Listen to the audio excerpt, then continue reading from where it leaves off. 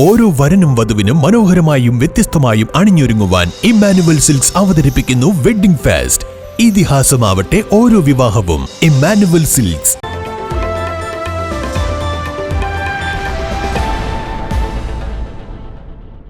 വിവിധ വിഷയങ്ങൾ ഉന്നയിച്ച് വ്യാപാരി വ്യവസായി ഏകോപന സമിതി സംസ്ഥാന പ്രസിഡന്റ് രാജു അപ്സര നയിക്കുന്ന വ്യാപാര സംരക്ഷണ ജാഥയ്ക്ക് ഫെബ്രുവരി 2-ന് പാലക്കാട് ജില്ലയിൽ സ്വീകരണം നൽകും. രാവിലെ 10-ന് പാലക്കാടും വൈകിട്ട് 3-ന് പട്ടാമ്പിയിലുമാണ് സ്വീകരണം ഒരുക്കിയിരിക്കുന്നതെന്ന് നേതാക്കൾ പട്ടാമ്പിയിൽ വാർത്താസമ്മേളനത്തിൽ അറിയിച്ചു.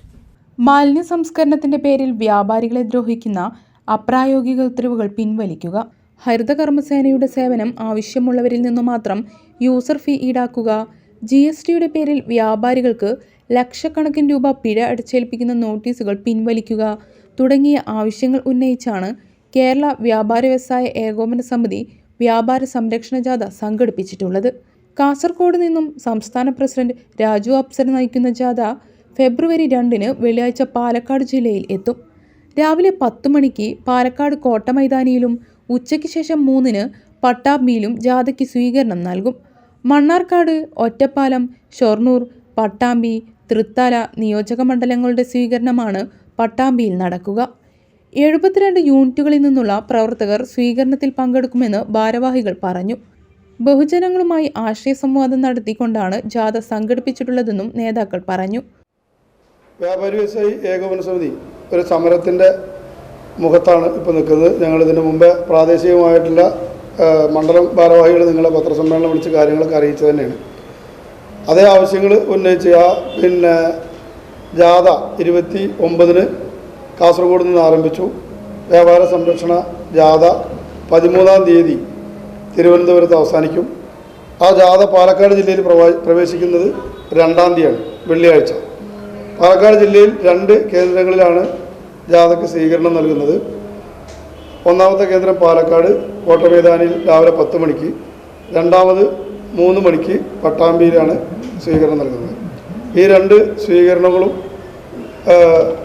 വളരെ വലിയ വ്യാപാരികളുടെ പങ്കാളിത്തത്തോടു കൂടി വിജയിപ്പിക്കാനാണ് ജില്ലാ കമ്മിറ്റി ആലോചിച്ചിട്ടുള്ളത്. അതിൻ്റെ പ്രവർത്തനങ്ങളാണ് നടക്കുന്നത്. ഈ പട്ടാമ്പിയിലുള്ള സ്വീകരണം ഗംഭീരമാക്കുന്നതിന് വേണ്ടി നിങ്ങളുടെ സഹായ സഹകരണങ്ങൾ ഉണ്ടാവണം എന്നറിയിക്കാനും പട്ടാമ്പിയിലെ യോഗ സ്ഥലത്തേക്ക് നിങ്ങൾ എല്ലാവരും എത്തിച്ചേരണം.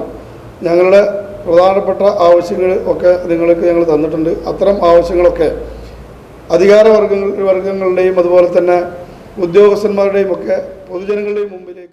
ലൈസൻസിന് പുതിയ നിലപാടുകൾ അടിച്ചേൽപ്പിച്ചുകൊണ്ട് വ്യാപാര മേഖലയെ തകർക്കുന്ന നിലപാടാണ് സർക്കാർ സ്വീകരിക്കുന്നതെന്നും നേതാക്കൾ പറഞ്ഞു. ഓരോ വ്യാപാരിയും 10-100 സ്ക്വയർ ഫീറ്റിൽ മാത്രം കച്ചവടം ചെയ്യുന്ന ചെറുകിട വ്യാപാരികൾ പോലും മാലിന്യ സംസ്കരണത്തിന് ആവശ്യമായ, അതുപോലെ ശൗചാലയം പോലുള്ള അടിസ്ഥാന സൗകര്യങ്ങൾ ഒരുക്കണം. അങ്ങനെ ഒരുക്കാത്ത സ്ഥാപനങ്ങൾക്ക് ലൈസൻസ് അനുവദിക്കുന്നില്ല എന്നതാണ് ഇപ്പോഴത്തെ പുതിയ സാഹചര്യം.